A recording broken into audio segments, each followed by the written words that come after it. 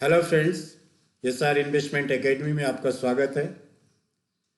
Assessment year 2023-24 में अर्थात वरिष्ठ नागरिकों की वित्त वर्ष 2022-23 में जो आय हुई है उस पर इस समय जो हम इनकम टैक्स रिटर्न फाइल करेंगे उस पर क्या बेनिफिट्स मिलेंगे उसके बारे में जानते हैं।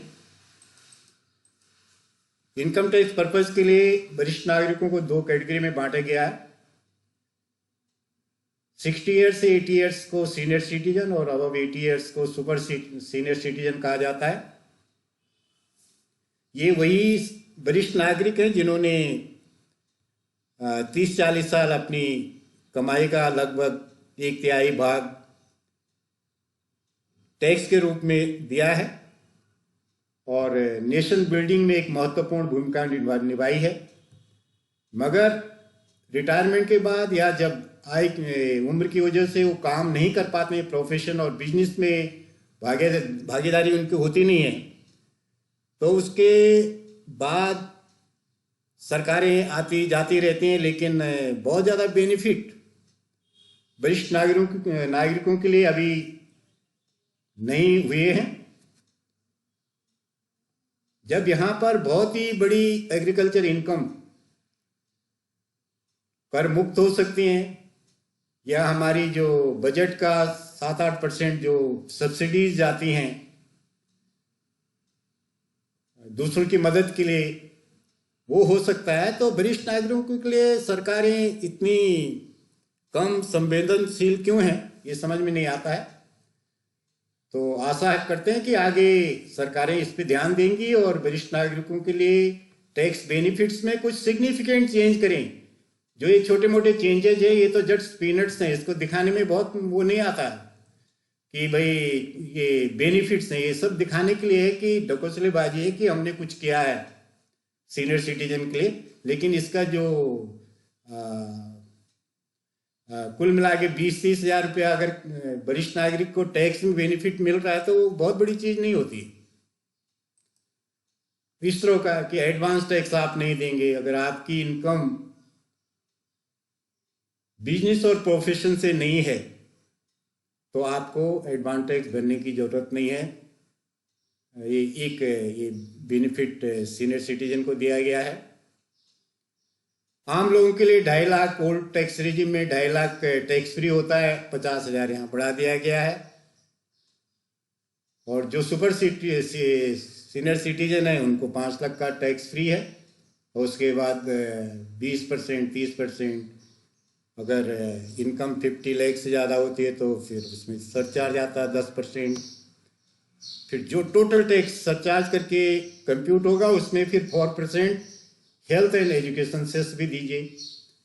और ये कुल मिलाकर एक बहुत बड़ा टैक्स बर्डन होता है। और सीनियर सिटीजन की मोस्टली कुछ पेंशन होती है, कुछ दूसरे बैंक इंटरेस्ट होते हैं, वो सारे टैक्सेबल हैं। बैंक इंटरेस्ट तो इन्फ्लेशन को कंपनसेट करने के लिए दिया जाता है, उसको भी टैक्सेबल इनकम के उसको एक इंटरेस्ट इनकम का नाम देके कंफ्यूजन किया गया। वो इनकम कहां से हो, तो that is to compensate the inflation. दोनों टैक्स रेजिम है, जो ओल्ड टैक्स रेजिम, नई टैक्स रेजिम को सिंप्लीफाई किया गया था, उसमें सारे डिडक्शन बंद करके और 2.5 लाख तक टैक्स फ्री किया गया और उसके बाद हर 2.5 लाख पर 5% बढ़ा दिया गया था। लेकिन मेरे को लगता नहीं कि इसमें ज़्यादा लोग गए होंगे, क्योंकि हाउस जो लोन होता है उसका जो डिडक्शन मिलता है वो मीनिंगफुल होता था, उसमें इसकी व्यवस्था नहीं थी।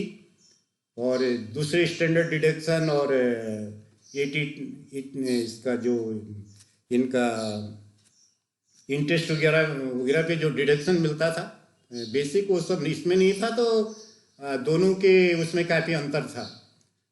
तो इस बार जो नया बजट आया है फरवरी 2023 में, उसमें कुछ एडिशनल बेनिफिट कर दिए गए हैं कि 7 लाख तक की इनकम टैक्स फ्री है और ये डिडक्शंस वगैरह इस तरह कर दिया गया है कि दोनों रेट्स को 3 लाख के 3-3 लाख कर दिया है। 2.5 लाख का 3-3 लाख पे 5% की वृद्धि होगी।